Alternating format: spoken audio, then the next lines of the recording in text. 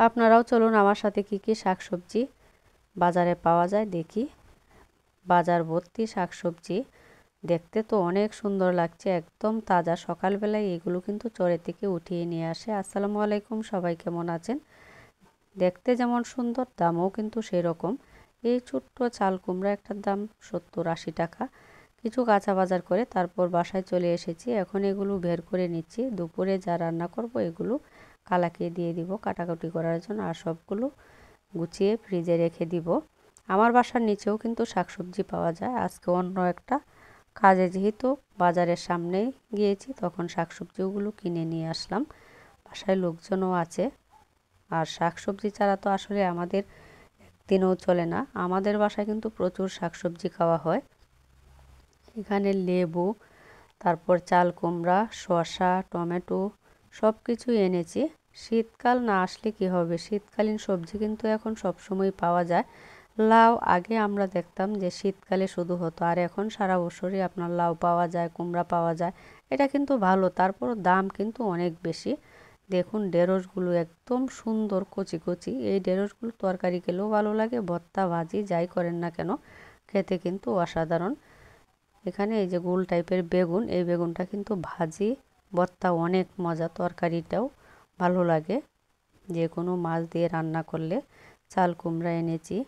এই সবগুলো এখন গুছিয়ে তারপর রান্না করে চলে যাব বেগুন দিয়ে আর বরবটি, আলু এগুলো দিয়ে মজার একটা শুটকি রান্না করব।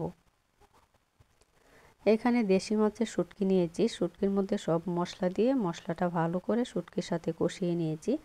এখন দিয়ে দিব আলু, বেগুন আর বরবটি। একটু শুকনা শুকনা টাইপের করে এই শুটকিটা রান্না করলে খেতে এত ভালো লাগে। যেদিন বাসায় শুটকি রান্না করি সেদিন অন্য কোনো তরকারি না হলেও হয়, এক তরকারি দিয়ে আপনার পেট ভরে ভাত খাওয়া যায়। আমরা ময়মনসিংহের মানুষরা কিন্তু শুটকি একটু বেশিই খাই, আমাদের শুটকিটা অনেক পছন্দ। তবে আমরা কিন্তু রান্নাও করতে জানি, শুটকি কীভাবে সবজি দিয়ে রান্না করতে হয়, বোনা করতে হয়, সব কিছুই আমরা একটু ভালোই পারি, যেহেতু এই খাবারটা আমাদের পছন্দের।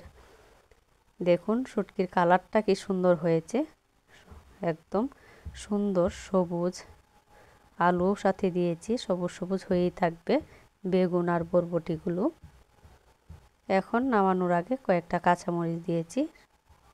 আর শুকানো যাবে না, বেশি শুকালে একদম শুকিয়ে যাবে। এতটুকু ঝোল কিন্তু রাখতে হবে তরকারিতে। আর আমার ভিডিওগুলো আপনাদের কেমন লাগে কমেন্ট করে জানাবেন। যদি আমার রান্নাগুলো আপনাদের ভালো লাগে আমার পেজটা ফলো দিবেন, লাইক কমেন্ট করবেন। আসলে ফেসবুকে কাজ করতে হলে সবাই সবাইকে সাপোর্ট করতে হবে, না হয় কিন্তু কেউই আগাতে পারবেন না। তারপর আরেক চুলায় বসিয়ে দিচ্ছি ঢেঁড়স। তাজা ঢেঁড়স কিন্তু এভাবে একটু ভাজি করলে খেতে খুব ভালো লাগে। ঢেঁড়স ভাজিটাও একদম